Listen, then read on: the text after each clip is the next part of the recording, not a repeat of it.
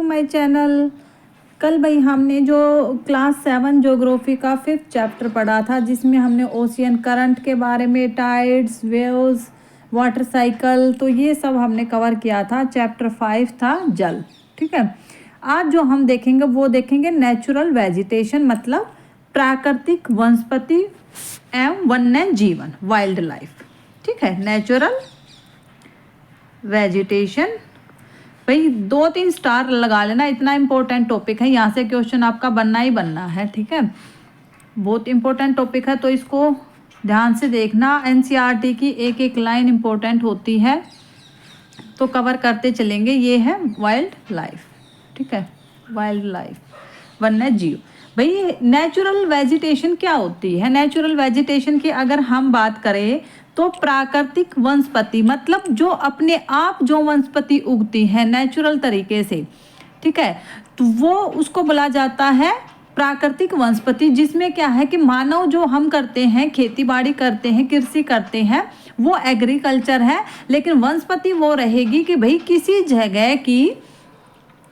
जगह की वनस्पति वहाँ की जलवायु के अकॉर्डिंग, वहाँ की वर्षा के अकॉर्डिंग, वहाँ के तापमान के अकॉर्डिंग, वहाँ पर क्या क्या पेड़ पौधे उग रहे हैं, कौन सी तरह की घास उगी हुई है किसी एक पर्टिकुलर जगह पर, तो उसको बोला जाता है, सीधी सिंपल भाषा में उसको प्राकृतिक वनस्पति बोला जाता है।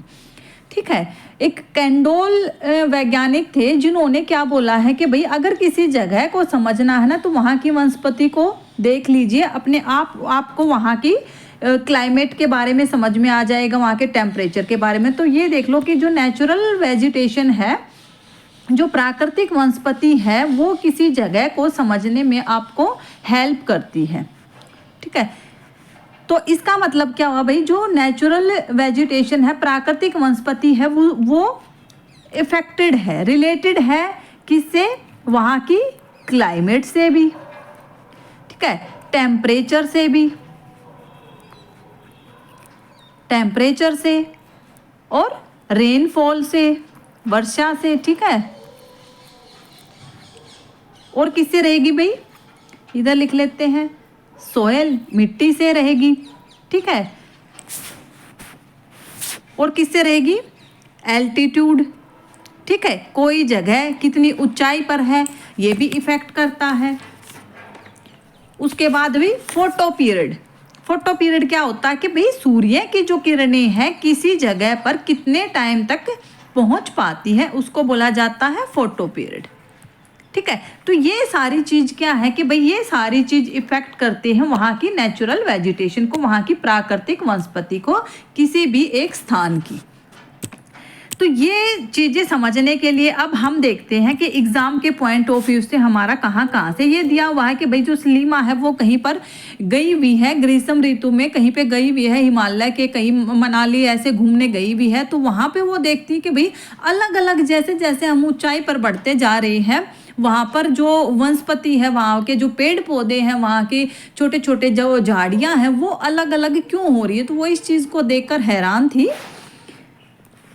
तो वो इस चीज़ को समझने के लिए फिर क्या करती, आके अपने पापा से क्वेश्चन करती। तो उसके पापा थे जो काफ़ी जगह घूमे हुए थे, तो उसके पापा उसके जो क्वेश्चन है उसको क्लियर करते हैं कि भाई जो वनस्पति है हर जगह पे, कहीं पे भी हमें मैदान दिखाई देते हैं, कहीं पे पहाड़ दिखाई देते हैं, तो उनके अकॉर्डिंग ही क्या है बारिश हो रही है।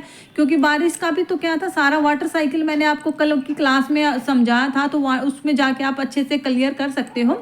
तो जो बारिश है वो भी किसका इफेक्ट है? सारा वाटर साइकिल का ही तो है। इवेपोरेशन से फिर कंडेंसेशन होती है, कंडेंसेशन के बाद जो प्रेसिपिटेशन होती है उसी से बारिश होएगी। बारिश कहाँ पे कितनी हो रही है, वो चीज़ किस पे इफेक्ट कर रही है भाई? वहाँ की वनस्पति को इफेक्ट कर रही है, टेम्परेचर इफेक्ट कर रहा है। ये मैंने जो अभी सारे फैक्टर बताए आपको, तो ये सारी चीज़ें हैं इफेक्ट कर रही है। तो इसी चीज़ को लेकर थी जो सलीमा के पापा उसका जो डाउट है वो क्लियर करते हैं।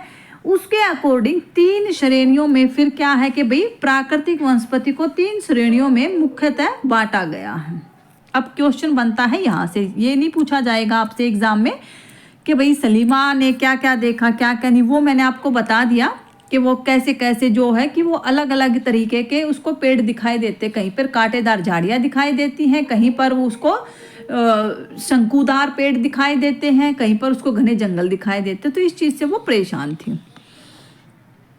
तो अब देखते हैं भाई, जो प्राकृतिक वनस्पति है वो 3 श्रेणी है। 3 श्रेणी में कौन कौन से भाई? एक तो है वन, फर्स्ट है जो वन है मतलब कि फॉरेस्ट। भाई फॉरेस्ट हम किसको बोलते हैं? जो वृक्ष उपयुक्त तापमान और परिपूर्ण वर्षा वाले क्षेत्रों में उगते हैं, उनको हम क्या बोलते हैं? वन बोलते हैं भाई, उनको फॉरेस्ट बोला जाता है। ठीक है, कहीं पे ये क्या रहते हैं भाई? कहीं पे सघन वन रहते हैं, मतलब कि बिल्कुल जो काफी मात्रा में जहाँ पर पेड़ रहते हैं, और कहीं पे खुले वन होते हैं, मतलब कि पेड़ तो दिखाई देंगे आपको, लेकिन साथ साथ में जो बीच बीच में जगह रहेगी उनके। ठीक है, तो उनको खुले वन बोलते हैं। तो वन भी 2 तरीके के हो गए, भी सघन वन हो गए, खुले वन हो गए। इसके बाद क्या है? घास स्थल है। दूसरी जो कैटेगरी है प्राकृतिक वनस्पति की, घास स्थल, मतलब घास के मैदान जो रहते हैं, वो कहाँ पे उगते हैं भाई? मध्यम वर्षा वाले। जो वन रहेंगे, बिल्कुल वन रहेंगे, वो रहेंगे ज्यादा वर्षा, मतलब परिपूर्ण वर्षा, ज्यादा वर्षा रहेगी, ज्यादा वर्षा रहेगी। अब इसके जो वर्षा के अकॉर्डिंग भी अलग अलग तरीके के जो वन, वो हम देखेंगे एक बार। हम पहले प्राकृतिक वनस्पति जो कैटेगराइज कर रखी है वो देख रहे हैं। ठीक है, और जो घास स्थल है उसके लिए मध्यम वर्षा चाहिए। घास के लिए टेम्परेचर भी, वन के लिए टेम्परेचर भी ज़्यादा चाहिए, वर्षा भी ज़्यादा चाहिए। घास स्थल के लिए जो वर्षा है वो मध्यम रहेगी, टेम्परेचर भी मध्यम रहेगा। कांटेदार जो झाड़ियाँ हैं भाई, कांटेदार झाड़ियाँ कहाँ पर उगती हैं? केवल शुष्क प्रदेशों में। ठीक है, शुष्क प्रदेश जो रहते हैं, ड्राई क्षेत्र जो रहता है, उसमें कांटेदार झाड़ियाँ उगती हैं। ठीक है, ये सारा आगे जो है इसके बाद और कुछ नहीं है। इसके जो सलीमा के पिता है वो उसके जो डाउट क्लियर करते हैं उन्हीं के बारे में है। हम एक एक इम्पोर्टेंट जो लाइन है हमारे लिए वो करेंगे। ठीक है, फिर जो सलीमा के पिता है वो क्या बताते हैं कि भाई उप ध्रुवीय जो प्रदेश हैं वहाँ पे शंकुधारी वन पाए जाते हैं। ठीक है, रेगिस्तान में क्या पाया जाता है? कांटेदार झाड़ियाँ पाई जाती हैं। आर्द्र प्रदेशों में घने उष्णकटिबंधीय वन पाए जाते हैं। ठीक है, इसके बाद हम देखते हैं अब वन, कौन सा वन कहाँ पर पाया जाता है। एग्जाम में क्वेश्चन यहाँ से बनते हैं। ये अगर हम इसकी बात करें, वर्ल्ड की अगर बात करें, वर्ल्ड के अकॉर्डिंग अगर हम बात करें, तो देखो हमारी जो पृथ्वी है कुछ ऐसे है, कुछ ऐसे है। ठीक है, तो 3 तो क्या अभी मेन जोन बांट रखे हैं। ठीक है, 23.5 डिग्री नॉर्थ, 23.5 डिग्री साउथ। ठीक है, इसके ऊपर है भाई आर्कटिक सर्कल। ठीक है, और यहाँ पर है, ये है टोरिड। ठीक है, ये हो गया टोरिड जोन। ठीक है, और इसके ऊपर है टेम्परेट। ठीक है, फिर ऐसे फिर से 66.5 डिग्री पे फिर से बांट रखा है। ठीक है, जिसको आर्कटिक सर्कल बोला जाता है। तो ऐसे अगर हम बात करें तो भाई 3 मेन जोन है भाई, टोरिड है, टेम्परेट है, और जो है कोल्ड जोन, फ्रीजिड जोन जिसको बोलते हैं। आर्कटिक सर्कल के ऊपर जो ये है भाई, दोनों तरफ फ्रीजिड जोन है। ठीक है, 90 डिग्री नॉर्थ पे भी और 90 डिग्री साउथ पे भी फ्रीजिड जोन बोला जाता है, बिल्कुल जमा हुआ है जो। ठीक है, लेकिन अब वनस्पति के अकॉर्डिंग क्या है कि वनस्पति इफेक्ट कर रही है। मैं बता रही हूँ आपको, कई चीज़ों से इफेक्ट जो मैंने बताया है वो होती हैं। तो उसके अकॉर्डिंग बांट रखे हैं भाई 7 जोन। 7 जोन बांट रखे हैं ऐसे, 0 डिग्री से लेकर 10 डिग्री तक नॉर्थ साउथ में क्या रहेगा। आप ये लिख भी सकते हो क्योंकि एग्जाम में यहाँ से क्वेश्चन बनता है, तो पूछा जा सकता है आपसे। ये लैटिट्यूड के हिसाब से 0 डिग्री 10 ऊपर नॉर्थ में, 0 से 10 नीचे साउथ में बांट रखा है, उसको बोला जाता है इक्वेटोरियल क्लाइमेट। ठीक है, इक्वेटोरियल ठीक है, क्योंकि क्लाइमेट का ही क्या है, क्लाइमेट का ही तो इफेक्ट है, हमारे जो वन है उस पे किसका, क्लाइमेट का इफेक्ट है।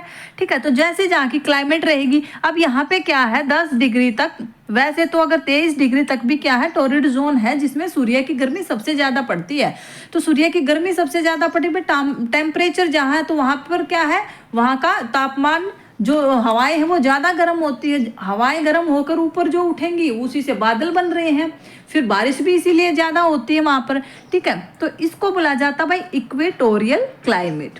इसके बाद 10 से लेकर 20 डिग्री ऊपर और 20 डिग्री ही साउथ में, ठीक है, नॉर्थ साउथ 10 से 20 डिग्री, उसको बोला जाता है भाई tropical savanna climate. Tropical savanna climate. इसके बाद 20 से 30 डिग्री नॉर्थ और साउथ में क्या रहेगा भाई, ट्रॉपिकल एरिड। ट्रॉपिकल भी चल रहा है ये, ठीक है, टॉर्रिड जोन को और क्या बोला जाता है, ट्रॉपिकल जोन। ठीक है, तो 20 से 30 डिग्री जो नॉर्थ साउथ रहेगा भाई उसको बोला जाएगा ट्रॉपिकल, इधर लिख दे रही हूं मैं, tropical arid zone.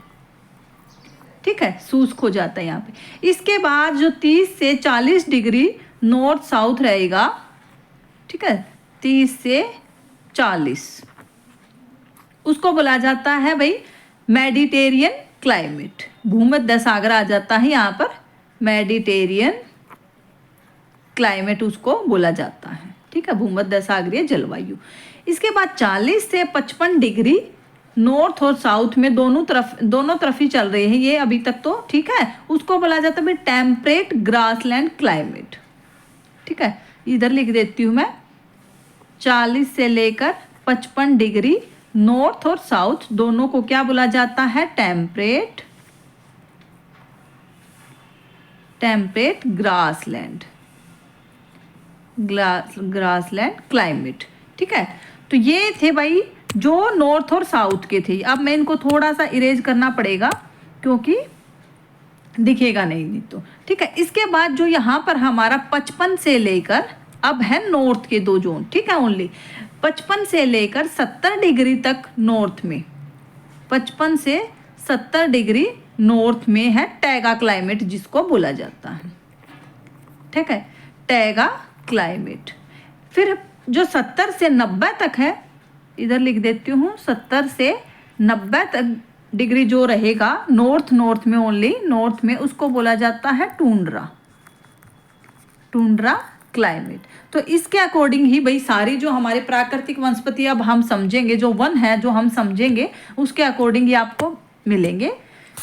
I hope आपने ये उतार लिए होंगे। इसके बाद हम देखते हैं अब वन। ठीक है, वन है जो फॉरेस्ट है वो किस तरीके के, तो फर्स्ट है भाई उष्णकटिबंधीय सदाबहार वन। ठीक है, जिसको बोला जाता है ट्रॉपिकल एवरग्रीन फॉरेस्ट। इंग्लिश में लिखना चाहो तो लिख सकते हो, ट्रॉपिकल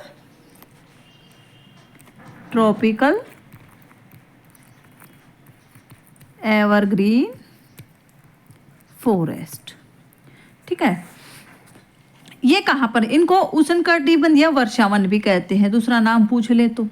ठीक है, ये सघन वन भूमध्य रेखा और उष्णकटिबंध के पास पाए जाते हैं। भाई भूमध्य रेखा हमारी कौन सी है, इक्वेटर को भूमध्य रेखा बोलते हैं। तो इसके आसपास का जो जोन मैंने आपको बताया था अभी, उसको वहां पर पाए जाते हैं उष्णकटिबंधीय सदाबहार होते हैं भाई, जो हमेशा हरे भरे रहते हैं। ठीक है, वो अपनी पत्तियां नहीं झाड़ते हैं।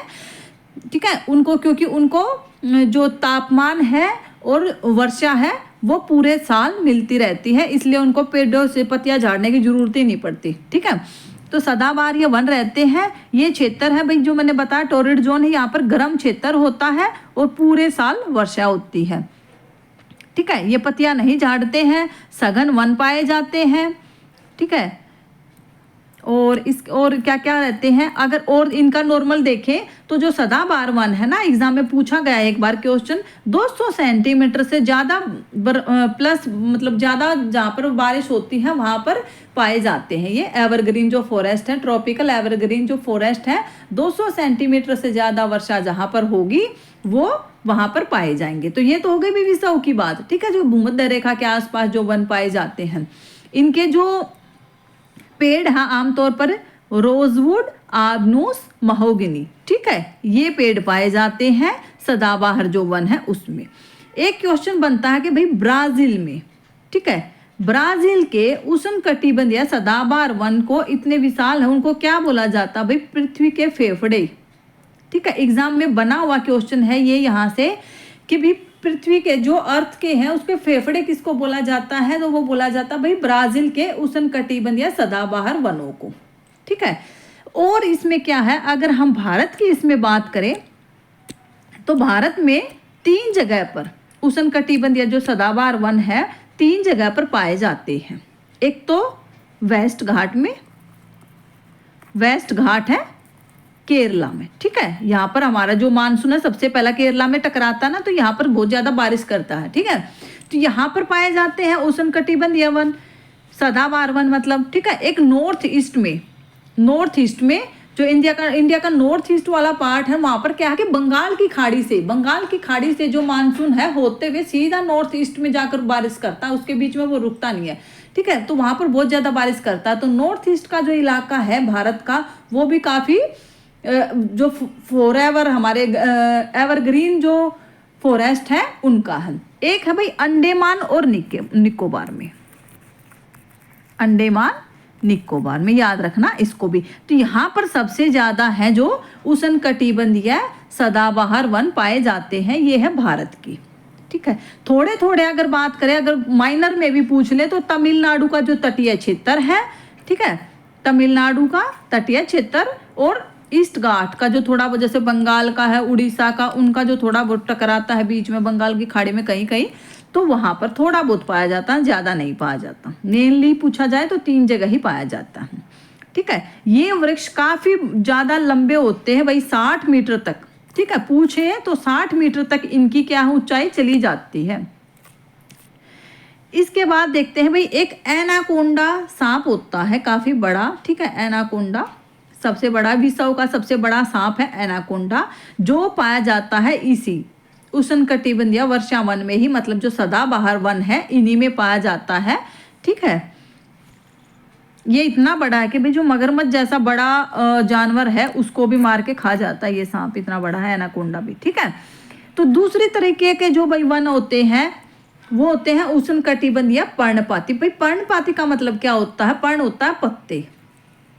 ठीक है, पर्णपाती मतलब के जो पत्ते झाड़ देते हैं। जहां पर पर्णपाती वन दिख जाए उनका वो अपने पत्ते तो झाड़ेंगे ही झाड़ेंगे। ठीक है, पर्णपाती वनों की अगर हम बात करें तो 6 से 8 वीक का टाइम रहता है इनका पत्ते झाड़ने का। पूछा गया है एग्जाम में ये भी एक बार, कितना टाइम रहता है। ठीक है, तो शेडिंग का जो टाइम है, इनका पत्ते गिराने का जो टाइम है वो है 6 से 8 वीक का। और इनको वर्षा कितनी चाहिए भाई? 200 से लेकर और 200 सेंटीमीटर। जैसे वो थे 200 सेंटीमीटर से ज़्यादा, अब 100 से 200 सेंटीमीटर की जो वर्षा है उनको चाहिए भाई उष्णकटिबंधीय पर्णपाती वनों को चाहिए। ठीक है, इनको और क्या बोला जाता है? मानसूनी वन इनको बोला जाता है, जो भारत में, उत्तरी ऑस्ट्रेलिया में और मध्य अमेरिका के बड़े हिस्से में पाए जाते हैं ये वन। ठीक है, पत्तियां हैं, पर्णपाती हैं तो पत्तियां तो गिराएंगे, पत्तियां झाड़ देते हैं। 6 से 8 वीक का इनका पत्तियों का गिराने का टाइम होता है। इनके पेड़ देख लेते हैं, एग्जाम में पूछे गए हैं भाई। साल है, सांगवान है, ठीक है, साल, सांगवान, नीम और शीशम। ठीक है, जो कि काफ़ी जो फर्नीचर बनाने के लिए है, यातायात के लिए यही पेड़ जो है यूज किए जाते हैं। इसके बाद भाई जो यहाँ की वाइल्ड लाइफ है वो कौन सी पर्णपाती वनों की? वो है बाघ, शेर, हाथी, गोल्डन लंगूर और बंदर। ठीक है, ये पाए जाते हैं। नेक्स्ट देखते हैं कौन सी तरीके का। नेक्स्ट है भाई शीतोष्ण सदाबहार वन। शीतोष्ण का क्या मतलब है भाई? शीतोष्ण का मतलब है शीत और उष्ण। ठीक है, शीत प्लस उष्ण। शीत होता है ठंडा, उष्ण होता है गर्मी। जहां पर ठंडी और गर्मी दोनों तरीके का जो मौसम है वो रहता है, वो जो फॉरेस्ट पाए जाते हैं उनको बोला जाता है शीतोष्ण सदाबहार वन। अब शीतोष्ण में भी ये है कि भी कुछ सदाबहार वन मिलेंगे और कुछ आपको पर्णपाती रहेंगे कि जो बीच में अपनी पत्तियां गिरा देंगे। ठीक है, सदाबहार रहते जो हमेशा हरे भरे रहते हैं। तो ये कहाँ पर पाए जाते हैं भाई?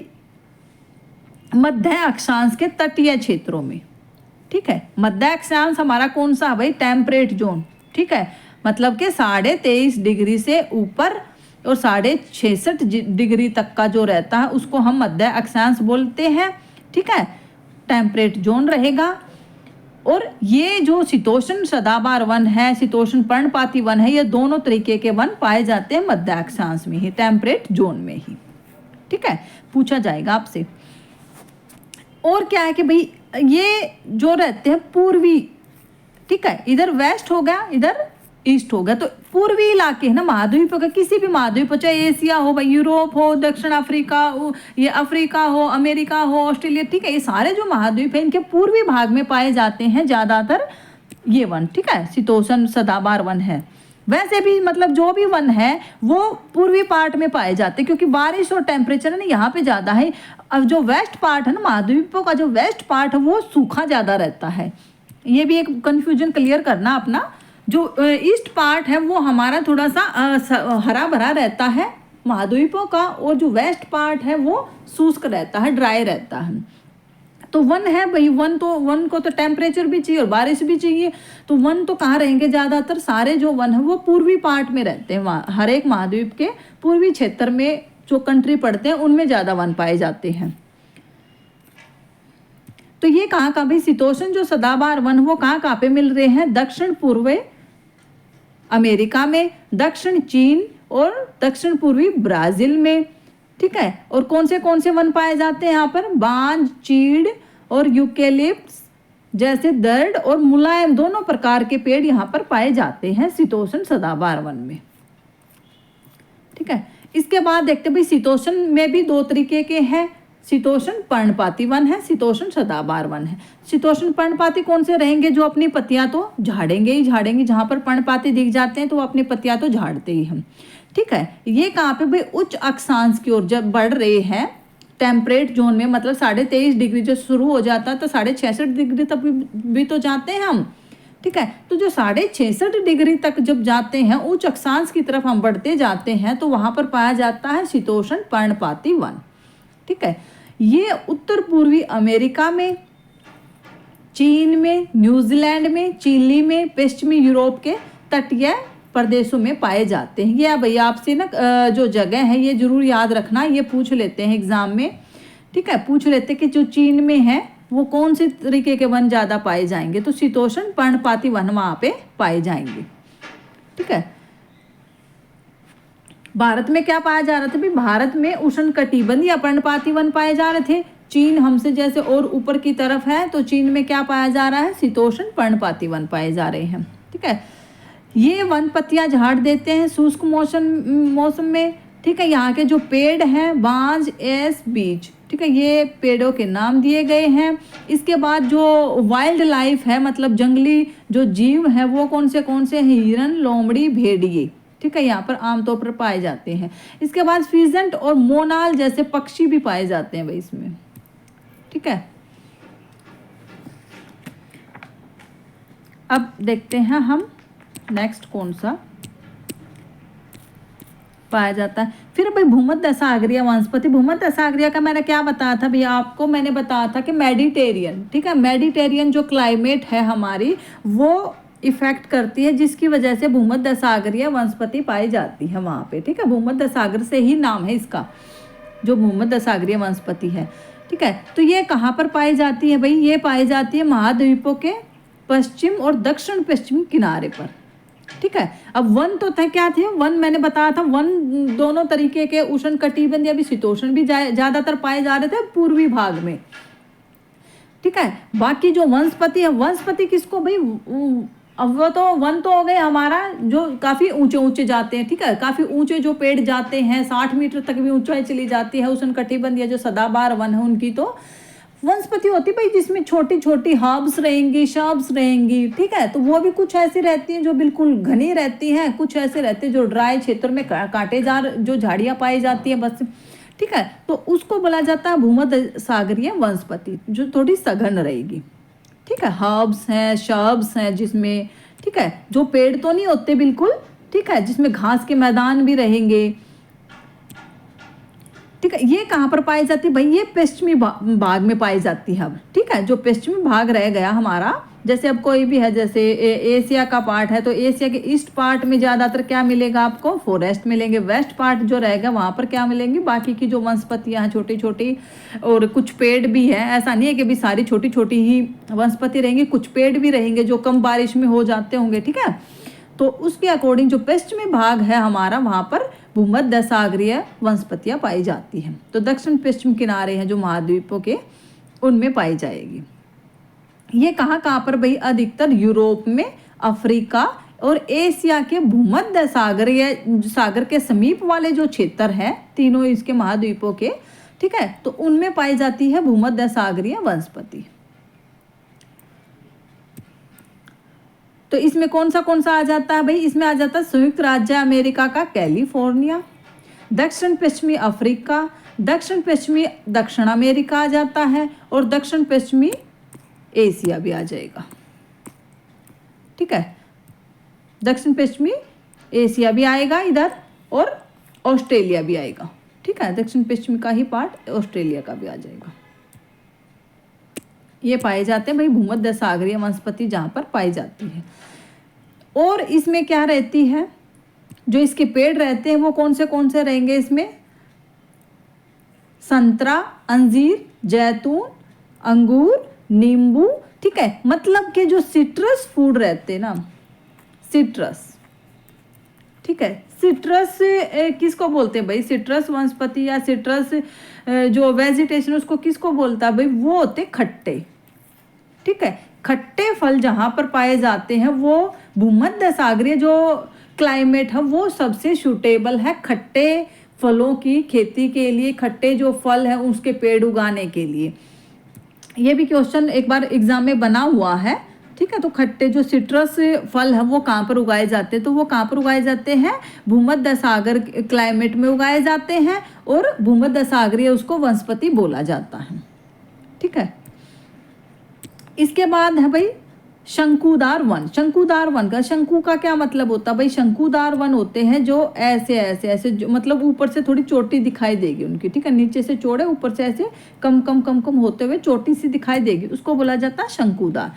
तो शंकुदार वन कहाँ पर पाए जाते हैं भाई, उच्च अक्षांशों में, ज़्यादातर 50 से लेकर 70 डिग्री तक जो है वो शंकुदार वन पाए जाते हैं, ठीक है। और जो मतलब 70 भी ये ले लो, 75 तक भी, 75 तक हमारी क्या है, टैगा क्लाइमेट है, ठीक है। 55 से लेकर और 75 तक का जो है वो हमारी टैगा क्लाइमेट है, तो उनको टैगा भी कहते हैं, ठीक है। इनको टैगा भी कहते हैं, जो शंकुदार वन है इनको टैगा वन भी कह सकते हैं, ठीक है, क्योंकि यहाँ पे जो क्लाइमेट है टैगा क्लाइमेट है। और ये जो पेड़ रहते हैं ये कैसे रहते हैं भाई, नरम लकड़ी के रहते हैं ये वन, ठीक है। शंकुदार जो वन रहते हैं नरम लकड़ी के रहते हैं ये। और ये कहाँ पर, इसको ज़्यादातर लुगदी बनाने के लिए यूज़ किया जाता है, ठीक है। लुगदी होती है जो कागज़ वगैरह को बनाने के लिए लुगदी का प्रयोग करते हैं, तो वो शंकुदार वनों की ही लुगदी बनाने से अखबार जो बनते हैं हमारे, अखबार जो और जो बुक्स वगैरह जो बनती, कागज़ जो बनते हैं वो उसी से बनते हैं, ठीक है। माचिस का प्रयोग जिससे हम वो बक्से बनाते हैं, ठीक है। पैकिंग के लिए जो बक्से बनाए जाते हैं, ठीक है। अखबार जो बनाए जाते हैं ये सारे उस लुगदी से ही बनाए जाते हैं, ठीक है। तो पेड़ कौन से हैं यहाँ पर, चीड़ और देवदार जैसे पेड़ यहाँ पर ज़्यादातर पाए जाते हैं। और जो वाइल्ड लाइफ है उसका वो है लोमड़ी, मिंक, ध्रुवीय भालू, ठीक है। ये है जो ये वाइल्ड लाइफ पाई जाती है शंकुदार वनों में। और ये 50 से लेकर 70 डिग्री तक ही इनकी नॉर्मल जो एवरेज से बताई गई है वहाँ तक उस अक्षांश में पाया जाता है। टैगा का अगर हम अर्थ देखें भाई, टैगा बोलते हैं ना उसको, तो इसका क्या अर्थ है, वो रूसी भाषा से लिया गया है भाई, जिसका मतलब है शुद्ध और अनछुआ। एग्जाम में पूछा गया ये क्वेश्चन, ध्यान रखना एक बार, फिर भी आ सकता है। टैगा का मतलब है शुद्ध और अनछुआ। इसके बाद देखते हैं हम और क्या मिलता है भाई, शंकुधारी वन के के बाद है घास स्थल। घास के मैदान कहाँ पर पाए जाते हैं, तो घास के मैदान भी अभी मैंने जैसे बताया था ना, तो कि भाई जो पूर्वी भाग है कि उसी अक्षांश का पूर्वी भाग जो रहेगा, अभी हम अक्षांश के अकॉर्डिंग ही देख रहे हैं ना, तो अक्षांश का पूर्वी भाग है जो उसमें पाया जाता है वन। और जो पश्चिमी भाग है जैसे पश्चिमी भाग है वहाँ पर जो काफ़ी बड़े बड़े वन नहीं हो सकते, तो वहाँ पर क्या पाया जाता है भाई, घास पाई जाती है। फिर ठीक है, घास के मैदान पाए जाते हैं। तो ऐसे ही जो घास स्थल है उसमें भी एक तो है उष्णकटिबंधीय घास। तो उष्णकटिबंधीय घास कहाँ पे मिलेगी भाई, भूमध्य सागर, इसके भूमध्य रेखा के आसपास, सॉरी भूमध्य सागर नहीं, भूमध्य रेखा, इक्वेटर के आसपास। ठीक है, तो इक्वेटर में दोनों तरफ, मतलब कि नॉर्थ की तरफ भी और साउथ की तरफ भी, ठीक है, भूमध्य रेखा के आसपास पाई जाती है उष्णकटिबंधीय घास स्थल। याद रखना दोनों तरफ। ठीक है, इसमें क्या रहेगी भी, इस वनस्पति को क्या चाहिए, निम्न से मध्य वर्षा, इसको ज़्यादा वर्षा नहीं चाहिए। और ये जो घास है कहाँ तक जाती है, 3 से 4 मीटर की ऊंचाई तक ही जाती है। ये घास जो उष्णकटिबंधीय घास है वो 3 से 4 मीटर की ऊंचाई तक बढ़ पाती है। ठीक है, इसमें जो अफ्रीका का सवाना जो घास का मैदान है वो इसी का पार्ट है, उष्णकटिबंधीय घास स्थल का पार्ट है। ठीक है, इसके बाद क्या है भाई, इसमें जो वाइल्ड लाइफ पाई जाती है वो है हाथी, जेबरा, जिराफ, हिरन, तेंदुआ। याद रखना ये भी। तो घास में भी भाई एक तो हो गई उष्णकटिबंधीय घास स्थल, इसके बाद है शीतोष्ण। जैसे जैसे फिर ऐसे ही हम अब जैसे वन में जैसे ऊपर बढ़ते गए हैं, टेम्परेट जोन में जब गए हैं, तो ऐसे ही टेम्परेट जोन में जब मिलते हैं, मध्य अक्षांश जो टेम्परेट जोन है, ठीक है, और महाद्वीपों के भीतरी भागों में पाई जाती है शीतोष्ण घास का मैदान। ठीक है, शीतोष्ण जो घास का मैदान है वो पाया जाता है। ये घास पूछी जाती है भाई, ये घास आमतौर पर छोटी और पौष्टिक होती है। ठीक है, ठीक है, जो वाइल्ड लाइफ है उनके लिए पौष्टिक रहती है। इसमें जो वाइल्ड लाइफ पाई जाती है वो है जंगली भैंस, बाइसन, एंटीलोप। देखो एनसीईआरटी की ना एक एक लाइन इंपॉर्टेंट है, इसलिए मैंने पहले आपको ये इंपॉर्टेंट हाईलाइट कर रखे हैं, ये देख लेना है, इनमें से क्वेश्चन बनते हैं। इसके बाद है कटीली झाड़ियाँ। कुछ कटीली झाड़ियाँ होती, कटीली का क्या मतलब है भी, कांटेदार। ठीक है, कुछ झाड़ियों पे जैसे कांटे पाए जाते हैं, तो वो कहाँ पर पाई जाती है, शुष्क जो रेगिस्तान है ना, वो कटीली जो झाड़ियाँ हैं शुष्क रेगिस्तान में पाई जाती हैं। ठीक है, उष्णकटिबंधीय रेगिस्तान में, महाद्वीपों के पश्चिमी किनारों पर, क्योंकि पश्चिमी किनारों पर क्या रहती है भाई, महाद्वीपों में बारिश कम होती है, इसलिए वो इलाके वो ड्राई रहते हैं। गर्मी ज़्यादा रहेगी, बारिश कम। ठीक है, जो रेगिस्तान वाले इलाके वहाँ पर गर्मी ज़्यादा रहती है, बारिश कम होती है, इसलिए वहाँ पर कांटेदार जो झाड़ियाँ हैं वो उगती हैं। भारत में भी अगर बात करें तो राजस्थान का जो इलाका है, थार डेजर्ट जिसको बोला जाता है, ठीक है, वहाँ पर कांटेदार झाड़ियाँ ही पाई जाती हैं बारिश की वजह से। ठीक है, वहाँ पर बारिश है जो वो 50 सेंटीमीटर से भी कम रहती है। ठीक है, शुष्क इलाके में बारिश 50 सेंटीमीटर से भी कम रहती है। और क्या क्या पाई जाएंगी भी इसमें, जो झाड़ियाँ हैं वो किस तरीके की पाई जाती हैं, इसमें पाई जाती हैं वैसे मोस्टली खेजरी, ठीक है, कैक्टस और छोटी छोटी कांटेदार झाड़ियाँ, स्मॉल बुशेस। ठीक है, ये पाई जाती हैं। इसके बाद है कि भाई ये बता रखा कि अगर आप ध्रुव की तरफ, मतलब पोलर रीजन में जब आप जाते हो तो वहाँ पर बहुत ज़्यादा ठंड हो जाती है। ठंडे इलाके में आपको क्या मिलेगी भाई, ठंडे इलाके में मिलती काई, लाइकेन और छोटी झाड़ियाँ। ये भी यहाँ से क्वेश्चन बन सकता है। ठीक है, ये भी कब उगती है, क्योंकि कभी ना कभी तो ये है ना कि सूर्य की गर्मी जितनी थोड़ी बहुत भी वहाँ तक गई, स्लैंटिंग जो किरणें जाती हैं, सूर्य की स्लैंटिंग किरणें जाती हैं, तो किसी दिन अगर वहाँ पर थोड़ी बहुत भी जो ग्रीष्म ऋतु ना, अल्प ग्रीष्म ऋतु अगर थोड़ी बहुत भी, ग्रीष्म तो होती ही नहीं मतलब, लेकिन पिघलने वाली भी जो गर्मी जो जाए कि थोड़ी बहुत बर्फ पिघल जाए, तो उस टाइम पे ये जो काई है, लाइकेन और ये छोटी छोटी जो झाड़ियाँ वो उग पाती हैं। और उनको क्या बोला जाता भाई, उनको टुंड्रा प्रकार की वनस्पति बोला जाता है। ठीक है, टुंड्रा से नीचे थी टैगा, उसके बाद उनको टुंड्रा, बिल्कुल जो पोलर रीजन है ना 90 डिग्री तक, 70 से लेकर बिल्कुल 90 तक का जो नॉर्थ का इलाका है उसको टुंड्रा बोला जाता है। ठीक है, जो वहाँ पर काई, लाइकेन और ये छोटी छोटी झाड़ियाँ हैं जो वो पाई जाती हैं। ठीक है। ये कहाँ पर पाई जाती है टुंड्रा वाली? यूरोप में, एशिया और उत्तर अमेरिका के ध्रुवीय प्रदेश में। ठीक है, ध्रुवीय भी पोलर रीजन में पाए जाते हैं ये। ठीक है, यहाँ पर जो जानवर है उनके शरीर पर मोटा फर और मोटी चमड़ी होती है जो कि उनको ठंड से बचाती है। तो यहाँ पर कौन सी वाइल्ड लाइफ मिलेगी? सील, वॉलरस, कस्तूरी बैल, ध्रुवीय भालू, ठीक है, ध्रुवीय उल्लू और बर्फीली लोमड़ी, ये पाई जाती है वहाँ पर। ध्यान रखना ये भी। ठीक है, तो आज का जो हमारा चैप्टर है भाई ये ख़त्म होता है। हमने जो नेचुरल वेजिटेशन है, आई होप अपनी तरफ से मैंने काफ़ी अच्छे उसमें करवाया है आपको।